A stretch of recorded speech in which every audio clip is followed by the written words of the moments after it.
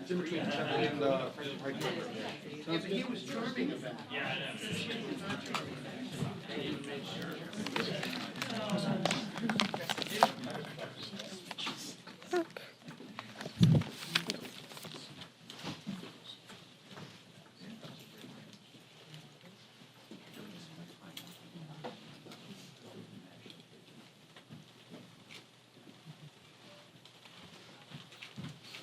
Good morning. Well, as you know, yesterday, the President of the United States put forth a formidable package to help the Ukrainians fight for democracy, their democracy, our democracy. It is strong in terms of what it will do, in terms of assisting with security there. It is strong in terms of what it will do to help the economy, as well as the humanitarian assistance. I'm very proud of the President. This is such a moment for him where he has brought people together, mobilized the NATO in a strong way, working at a pace that we're all moving together on so many initiatives, recognizing the courage of the Ukrainian people. They have said to me, when they're here, they may have more troops, we have more motivation. Our troops have more motivation. So this is historic, and I thank the President for the careful consideration he gave to what would be in the package. Our country and the democracy is well served by this President, who had for so many years was on the Foreign Affairs Committee, so he knows the territory, he knows the personalities, he knows the possibilities. Again, on top of that, as Vice President of the United States, and now as President, he brings his knowledge of the issues, the intelligence, the personalities, the possibilities. This is really something very, very important that he has done for democracy, recognizing that part of Russia's goal is to diminish democracy. It's the debate between autocracy and democracy, or more specifically, dictatorship and freedom. What we hope to do is, we were ready with our Appropriations Committee to start writing as soon as we got the numbers from the Office of Management and Budget and the President's announcement made public, and we hope to, as soon as possible, pass that legislation. Some of you were here yesterday when we talked about lower cost at the pump, and so we are proceeding with our legislation in terms of stopping the exploitation of the consumer, price gouging, and the rest. And Congress, Madam Chair, Maria Cantwell, to have her legislation to do the stabilization in terms of prices and the rest. The food prices are affected by the cost of fertilizer, cost of fuel, and the rest. So all of this is about lowering prices at the pump, lowering prices at the grocery store, and putting a very strong, watchful eye on the corporate America, who has a business plan in some instances that is about profits at the expense of America's working families, and also about lowering prices, lowering wages as they raise prices, increase their profits. So much of what is challenging us now in our economy relates to supply chain. When you have lower supply, you have higher cost. And we are so excited about the Competes Act and how we are moving on that. Yesterday, I met with some of the chairs of the committee to be ready, because next week the distinguished leader in the Senate has said that they will be hopefully finishing the motions to instruct next week in the Senate, which will enable us to go to a conference. And we hope to do that as soon as possible. This Competes Act is so important because of chips, and semiconductors. You all know that. It takes 1,000 chips to make a car, 2,000 to make an electric car, for example. Many other products are dependent on the use of chips, and we have to be making them at home. Supply chain, that's $52 billion. In our bill, over $40 billion for supply chain issues and how we support manufacture here at home, bring it home, make it in America, and do so in a way that gives us independence, self-sufficiency for our country, so that we have our preeminence in the world in terms of manufacturing, and therefore lowering cost. And a third part of that is education and research and apprenticeships, that many more people can participate in how we go forward in this new, independent, self-sufficient way for America, where we're not depending on the factors of production from other countries, which can be held up, whether we're talking COVID holding it up or you're talking Ukraine holding it up. For whatever reason, we cannot be dependent. And so this legislation is really transformative. Our goal is always to make sure people can survive, but we have to do better than that. We want them to succeed. In order for that to happen, we have to be transformative in how we have our public policy in order to work with the private sector, with the nonprofit sector, with the academic world and the rest, to involve many more people in our industrial base and again, in our education, to get us to the place where we were preeminent decades ago. Other countries copied our model of research and academic excellence, and then our jobs went offshore because it was cheaper, and now we're knowing that that was very costly to go offshore. We need to come home. So with that, we have quite a full plate. Ukraine, price at the pump, all part of lowering cost, and again, competes to take us to a different place. Any questions? Madam Speaker, quick question. What do you make of the recent recordings that showed that Mr. McCarthy, Minority Leader McCarthy, knew that his members were a danger, or they posed a danger, but it's because since then he has not wanted to punish anybody from Paul Gosar to Marjorie Taylor Greene, but the recordings clearly show that he knew that these people posed a threat. You know, we're here largely as legislators. That's what I love about this place, because we legislate to make law, listen to the people, make laws that meet their needs, to improve their lives. What you're talking about, I'm not going to comment on, except to say this. It was interesting to me that the leader talked about the concern that he had, if in fact those were his words, which that's up to you to decide, that he was concerned about his members causing danger here. And at the same time, complaining that we have magnetometers to keep guns off the floor of the House. It just seemed inconsistent to me, especially now that one of his members was seen taking a gun into an airport. I thought you were arrested for that, tried to take a gun on a plane. I guess his member was treated differently. Yeah. Madam Speaker, and I guess on that point, I mean, I know you... Well, I'm not going to spend this meeting talking about Kevin McCarthy's inconsistencies with his caucus, so just understand that. You want to talk about competition in the world, so America is number one. You want to talk about protecting democracy from dictatorship. You want to talk about lowering costs for the American people. I've said what I'm going to say. It's up to them. People have to make a judgment about how the Republicans in Congress hold their members accountable. And they can't say on one breath, I'm afraid that they're going to cause danger to other members, and at the same time complain about my having magnetometers on the floor of the House. That's all I'm going to say about it. So if you want to waste your question on that, that's up to you. Yeah, yes, ma'am. Madam Speaker, just on HR 40, I was just curious. On what, dear? On HR 40, why hasn't the House yet brought up its bill to set up a commission on reparations yet? And do you plan to bring HR?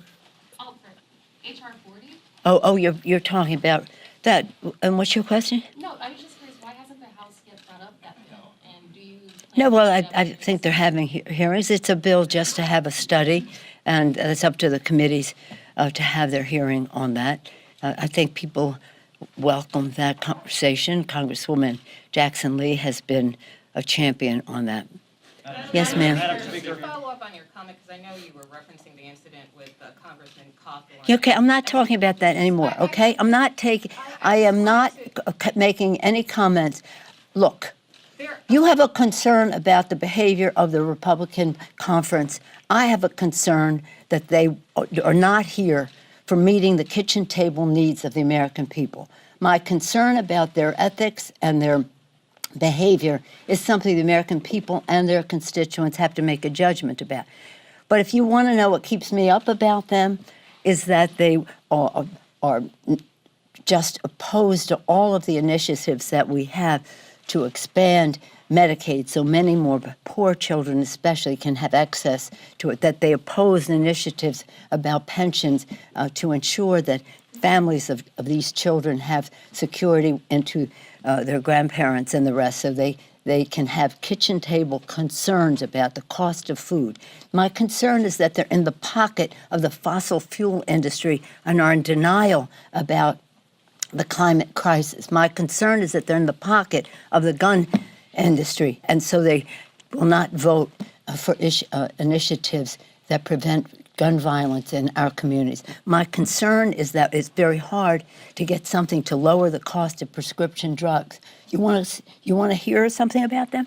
We had a bill that would contain the cost of insulin, $35 cap on the cost of deductible on the cost of insulin. The industry was charging 10 times that. We're talking about $30 to $35. They're talking about $300 to $600. Do you know how many Republicans voted to reduce the cost of insulin, which affects many families in our country? 12. 12 Republicans. So that what matters to me is what matters to the American people. We have a responsibility to have an ethical standard here. They have to take care of their own house. If not, there will be ethics complaints. But I'm not spending my time on them in this meeting. We're fighting for America's working families. We're fighting for the kitchen table concerns. We're not here to talk about books that were written and what would you say the word is? Just total inconsistencies about who was responsible for January 6th. The President of the United States incited an insurrection against the Constitution, against the Congress, against this Capitol. They had their mixed reviews about it, and now they have to deal with their inconsistencies about it. But the fact is, many of them, as the leader has indicated, could be a danger, as he said, and that's why we are protecting the members of Congress. Madam Speaker, Democrats are siding with Republicans and calling for a vote on Title 42, while both caucuses are largely united on arming Ukraine. So why not split the votes? Well, we haven't made any decision about how we go forward, but let me just say about Title 42, President Biden did the right thing to substitute something that is more effective at the border, to protect our border, and to respect our responsibility to welcome refugees or asylum seekers to our country. That we need a better plan than the Trump administration had in effect. I always like to quote two people. One is the person who represented the evangelical community, the Association of Evangelicals, when he said, the United States program of refugee resettlement is the crown jewel of American humanitarianism. That's what we have to get back to, a place like that. 42 is not in furtherance of that. But we have to have something else if the president's taking that away and his administration is putting forth a better way to go. The other one that I like to quote, and you've heard me time and time again, is Ronald Reagan. Read his last speech to the country. This is the last speech I will make as President of the United States, and I want to communicate a message to the country I love. And he talked about immigration in such a beautiful way. I don't want to do it. I won't do it justice in quoting the great communicator Ronald Reagan, but you should Google it. Madam Speaker, on Ukraine, on the Ukraine bill here, Yeah. obviously there's talk about maybe putting the COVID money in. You say there Yeah. hasn't been a decision made about. Well, I'm all for that. I think it's very important. We have emergencies here. We need to have the COVID money, and we need time is of the essence because we need the Ukraine money, we need the COVID money. So I would hope that we can do that. This is called legislation, and legislating, and we'll have to come to terms on how we do that. But if they have to drop the price tag, the president reiterated the call for $22.5 billion. Yeah. Yet there was a deal between Senator Romney and Senator Schumer, a lower figure. Do you see that figure coming back up to 22.5?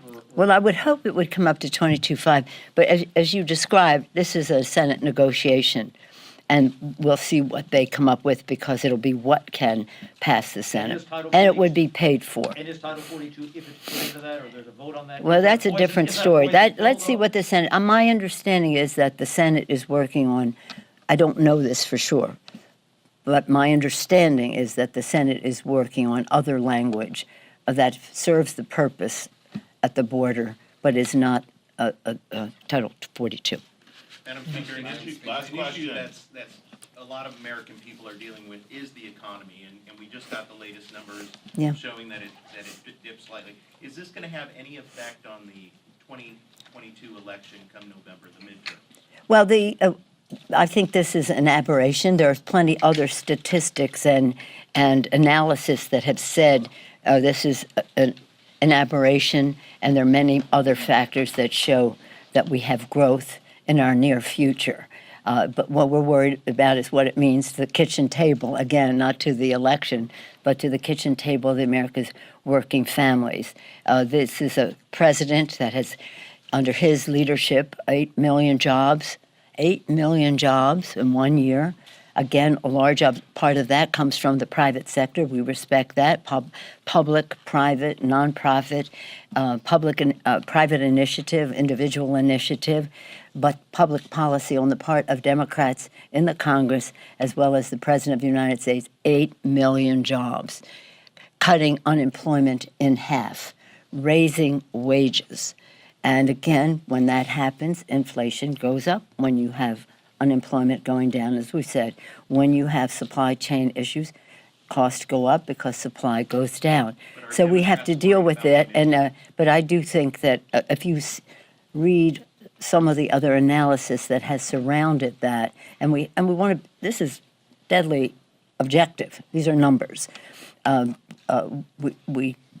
We think that one of the reasons for that is that our exports are out of balance. There's so much more being imported than exported.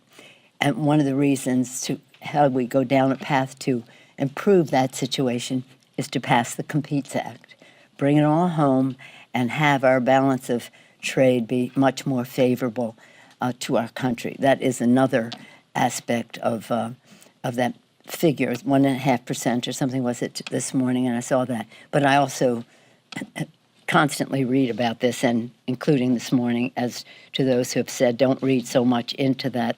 That's for then, but we will do better. We will have growth. And again, this competes, hopefully will be overwhelmingly bipartisan. It certainly was bipartisan in the committees where it was written in the House and in the Senate, although the Republicans didn't want to give us a vote on it on the floor. We got one Republican vote. But nonetheless, strong support in the committees where the legislation was coming out of science, space, and technology and the rest. I think a disagreement about whether we need chips, perhaps in one of the committees, but I think everybody knows that we need chips. So we have to, we can't ignore any of it. We can't ignore inflation. We have to pay attention to it. Watch those numbers and see what feeds into it. Is it the trade issue or what? Supply chain. How do we address that? Chips is an answer to a number of those. Thank you all very much. Have a good weekend. Thank you. Thank you.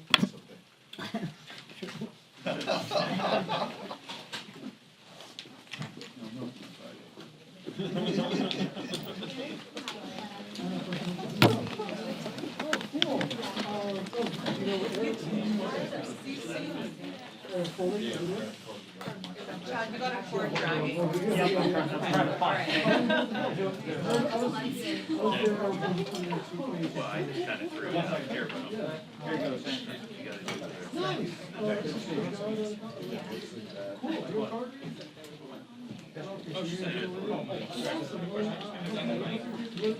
but I mean, at least she's saying, you know, and that's just, that they're concentrating on.